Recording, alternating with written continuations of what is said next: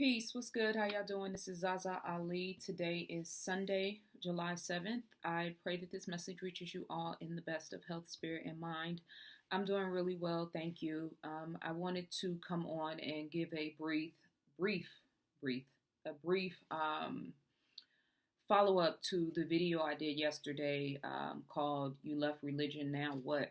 I didn't feel like I really conveyed or embodied the message that I wanted to embody. Obviously, I wanted to give you guys some other resources to, kind of go and look into as far as other schools of thoughts, other leaders, other teachers. And I did that.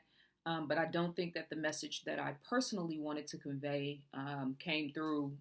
I was talking really fast, and I know that's because like I said, I did a lot of talking yesterday and I was kind of winded, but I wanted to make sure I got everything out I wanted to say.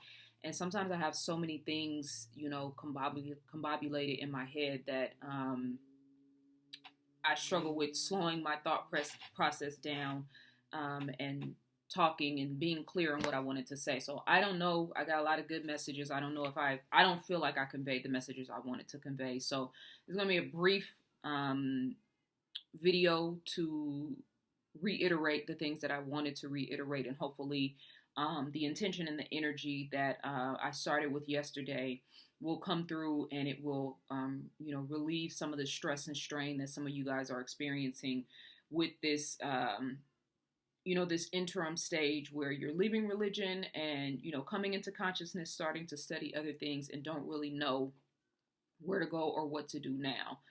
I've made a decision last night. When I do topics about serious subjects like this, I'm not going to go live because YouTube is a very low vibration energy type of place.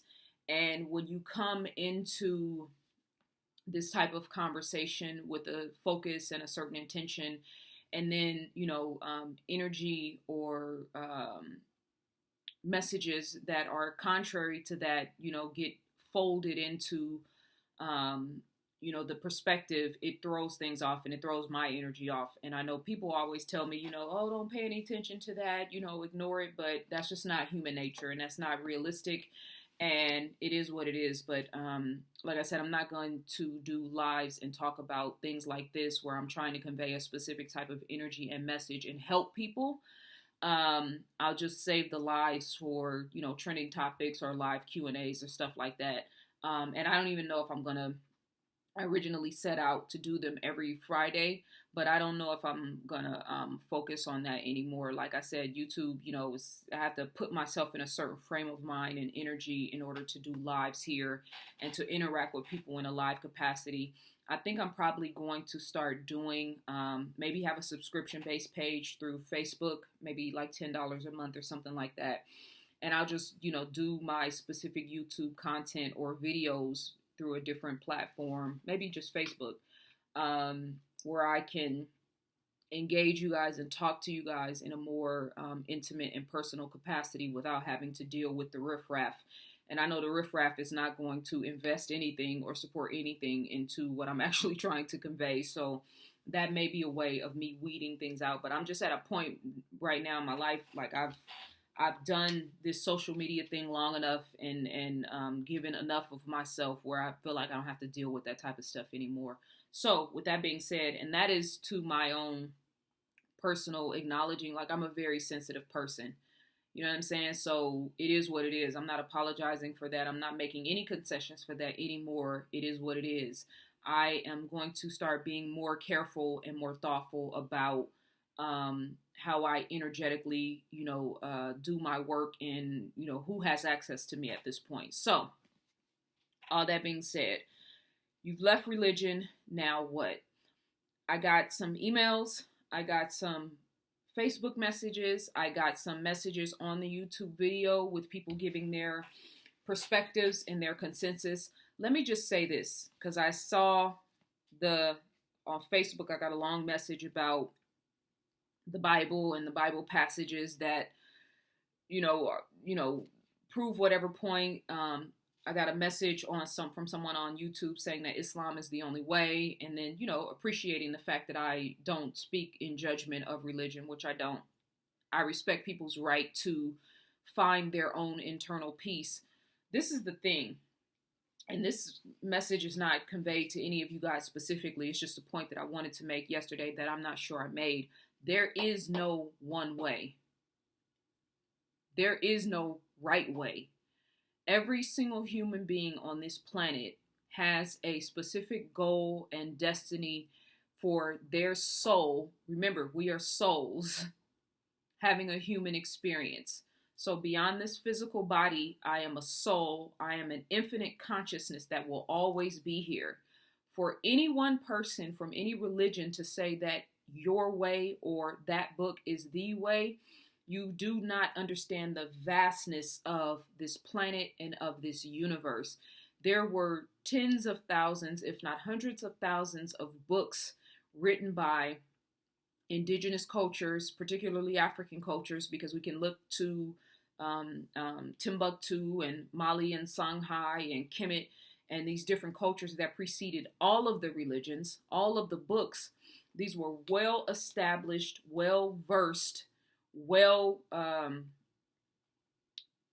able to communicate aspects of spirituality, aspects of science, aspects of culture, aspects of an understanding of a higher power when it comes to how those people of those times saw themselves. If you study the Dogon tribes, and these are tribes that people of today, even some Black people, would look at and see as primitive or see as, primitive is the word I want to use. But these were people who had a very high understanding of cosmology, of the solar system, and of a deeper relationship and connection to what we call God or the Creator. We don't have to have an argument about the word God. God is a reference point.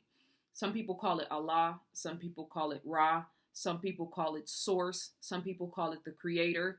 The Kabbalion calls it the All in All. Some people say divine consciousness. Some people say the divine mind. Some people say infinite intelligence. I say all of the above and some, right? In Kemetic, in the Kemetic teachings or Kemetic spirituality, they had what we call, or what they called, the Neteru.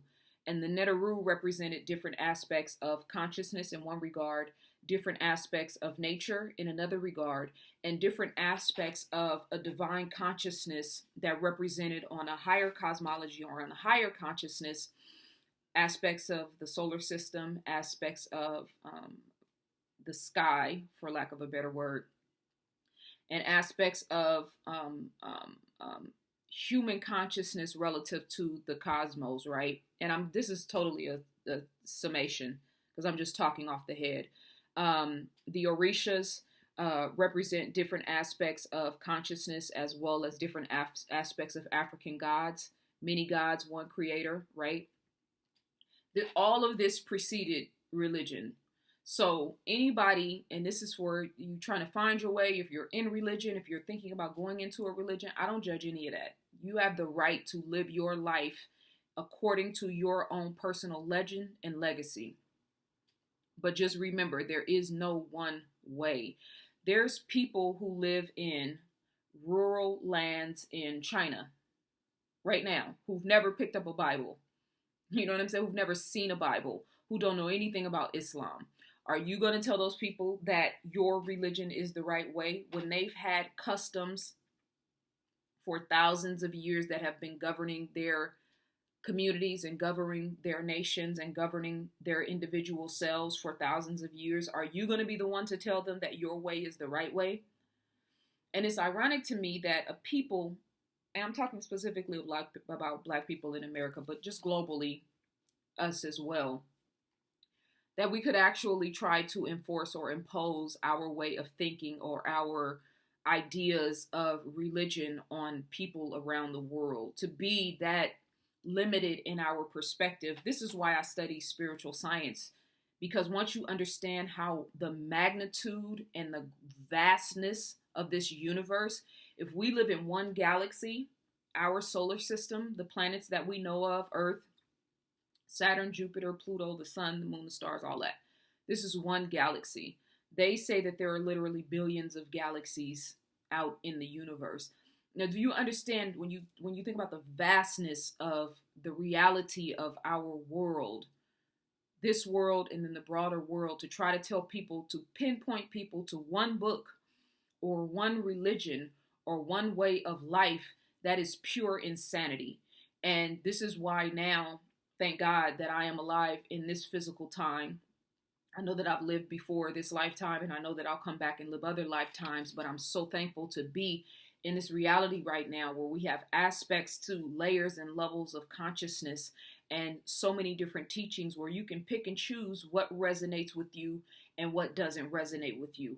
I've learned so much from Islam. You know, my last name, Ali, is a Muslim name. My first name is ZaZa, which is a Hebrew name, which means belonging to all. I've studied Islam under the teachings of Elijah Muhammad. I've studied Islam in an Orthodox capacity. I've studied Sufism, which is the precepts of Islam. Obviously, I told you guys I grew up in a Christian upbringing under a Baptist faith, so I'm very familiar with Christianity as it pertains to Black people in America, the good, the bad, and the ugly. I know that Christianity has mentally and spiritually raped our people since we've been here. I also know that for a lot of Black people, it's been their saving grace and the only thing that they actually had. So for the conscious community, quote unquote, and a lot of people who come from that idealistic mindset of throw Christianity and the whole entire Bible away, the problem is you want to snatch people's, when I say you, I'm only talking to a mindset, not anybody in particular. You want to snatch away the only thing that people know, and you have absolutely nothing to replace it with. That's the problem. Because there's a lot of people out here who are alone, who are struggling, who don't know where to go, who don't know where to turn to, who are used to, if nothing else, a community of people who thought the same, who they could reach and touch and feel and be in communion with. And then when they leave that, they don't have anything else to turn to. And then they go online and try to find some semblance of consciousness, some semblance of community, even if it's just online. And there's all this bickering and arguing, and my way is the right way, and no, this is wrong, and that's wrong. Stop listening to all these people. You don't even have to listen to me if what I say doesn't resonate with you. What you need to listen to is your heart. Somebody asked me on Facebook, what would I tell my 20-year-old self? Listen to your heart. Above everything, above everybody, listen to your heart, because it is your number one truest guide. So I talked about all the people you can listen to and study, and I left a few people off, but that's fine. I gave a pretty good consensus yesterday of a good starting point. Now, this is the message that I want to convey. In the 7 spiritual laws of success, in the chapter, excuse me, the law of giving, he says, practicing the law of giving is actually very simple. If you want joy, give joy to others. If you want love, learn to give love.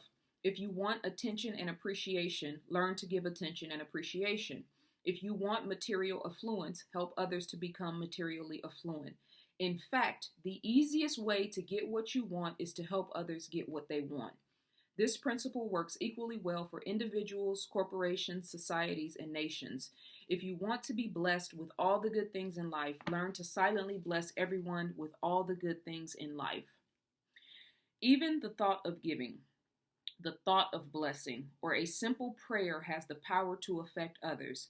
This is because our body, reduced to its essential state, is a localized bundle of energy and information in a universe of energy and information.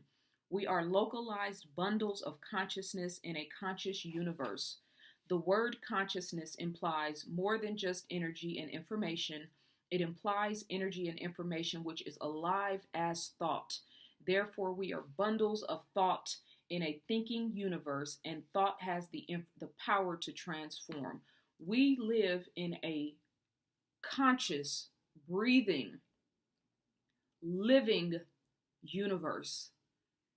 This planet is a living organism.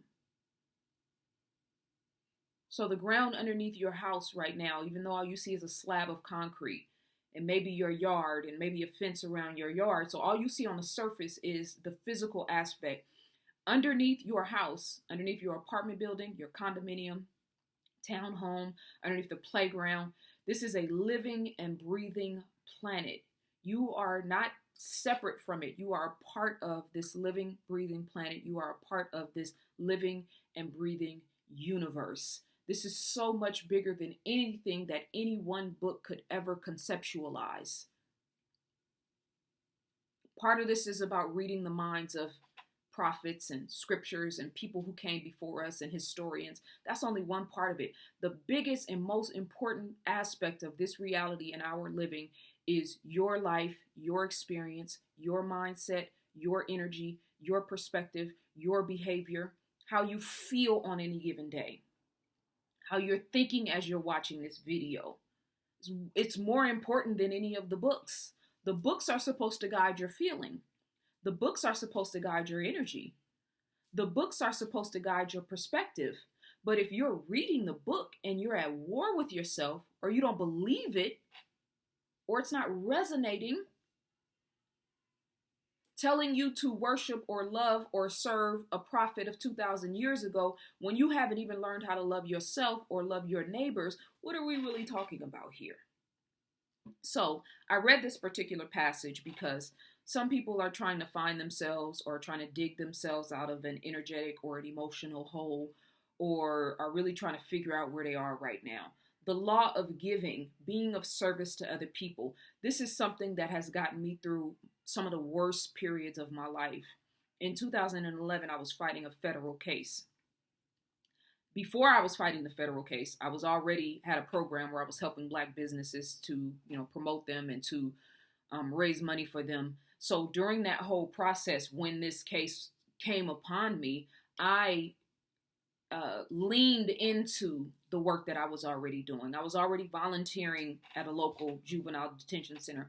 I leaned into all of that, not because I wanted to get something in return, but because it was helping me to navigate all of the stuff that I was dealing with internally and the things that were happening around me.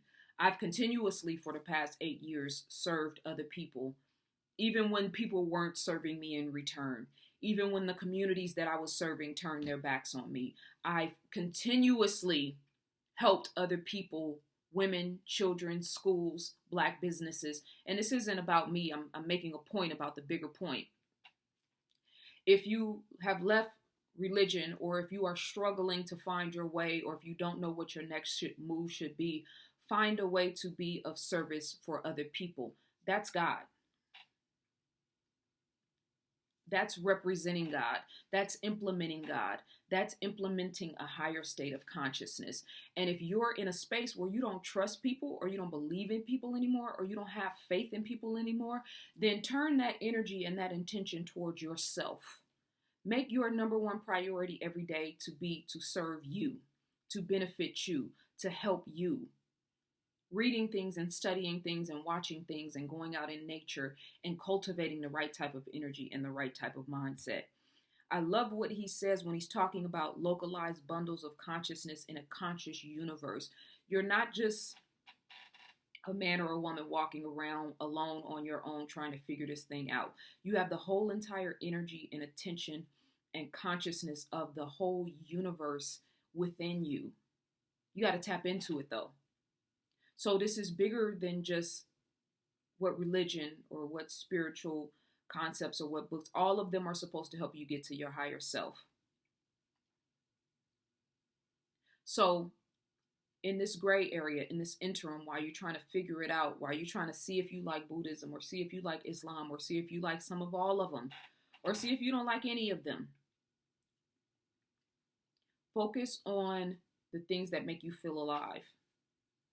I was listening to Abraham Hicks a couple of weeks ago, and she was saying, this guy was doing a Q&A with her, and he was talking about, he wanted success and he was having a hard time.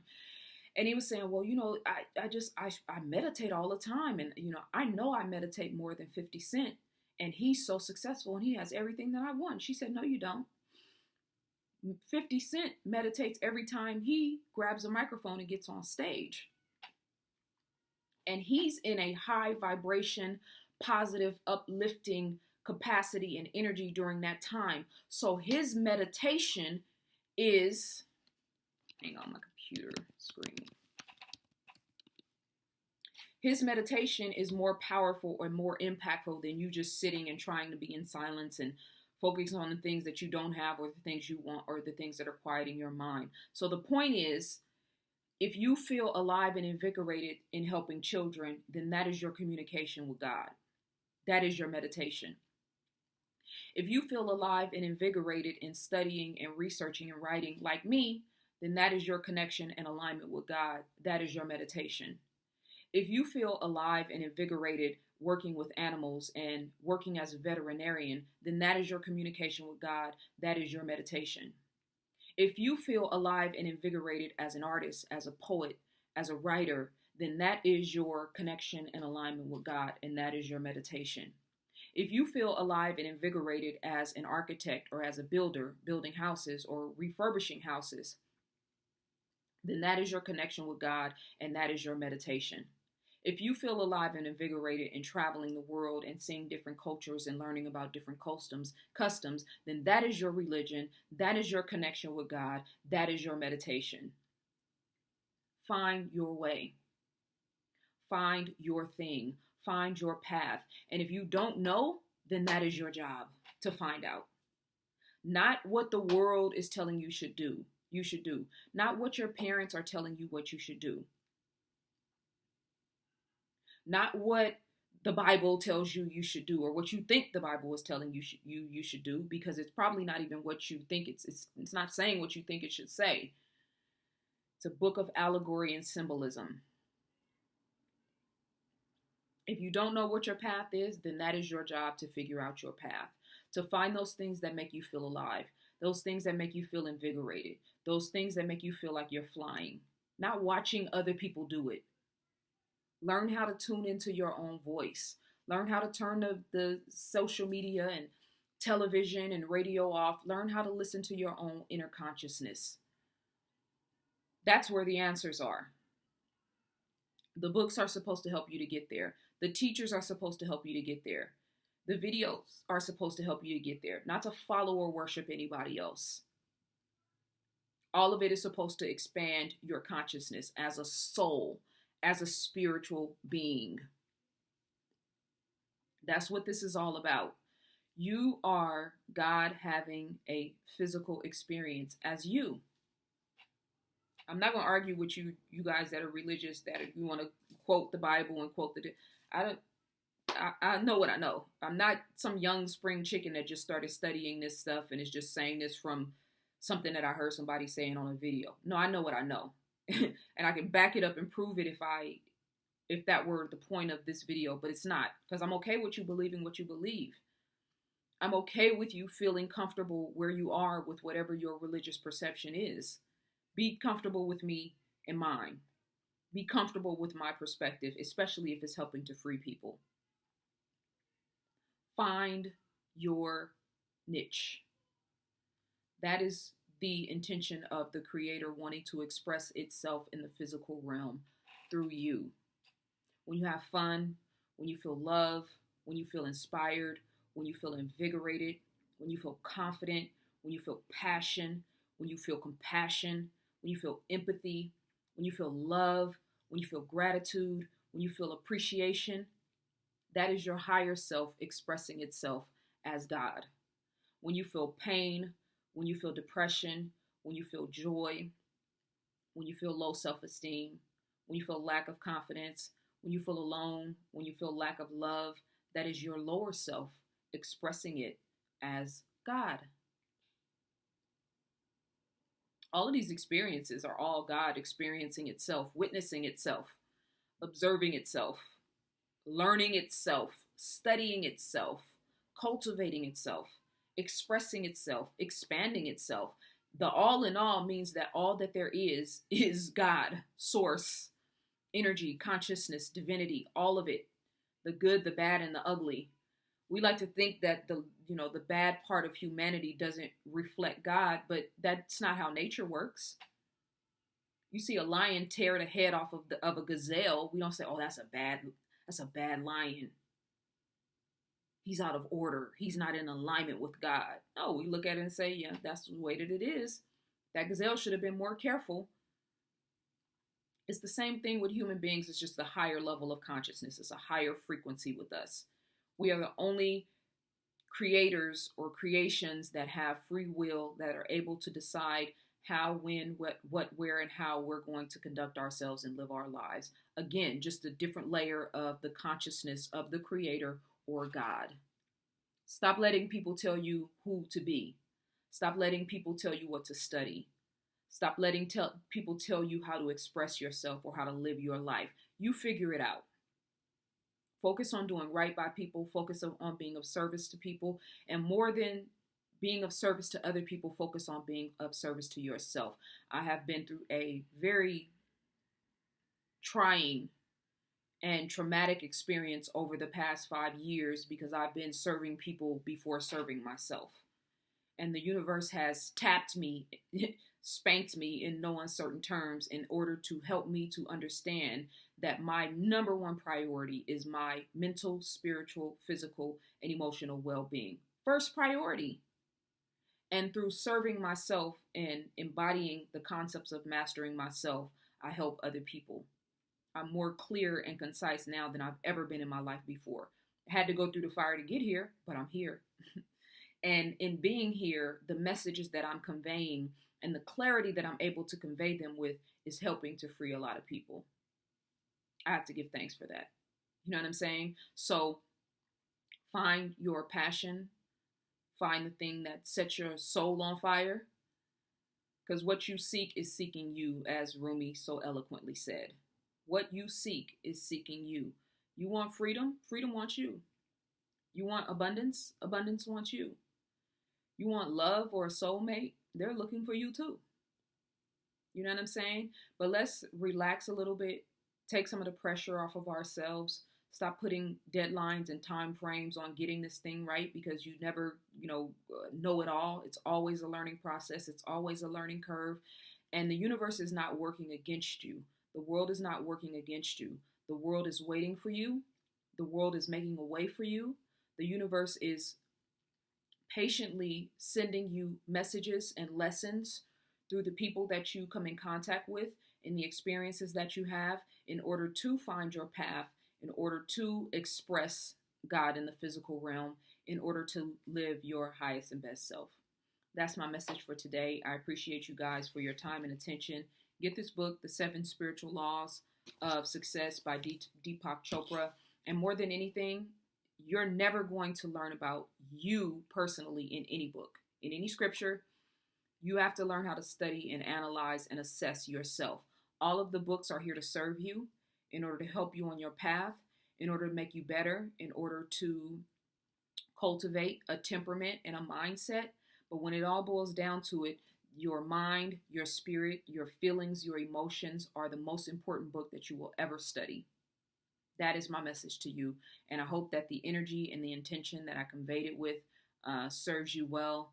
And thank you so much for your time and attention and for listening to this video. ZaZaAli.com. Peace.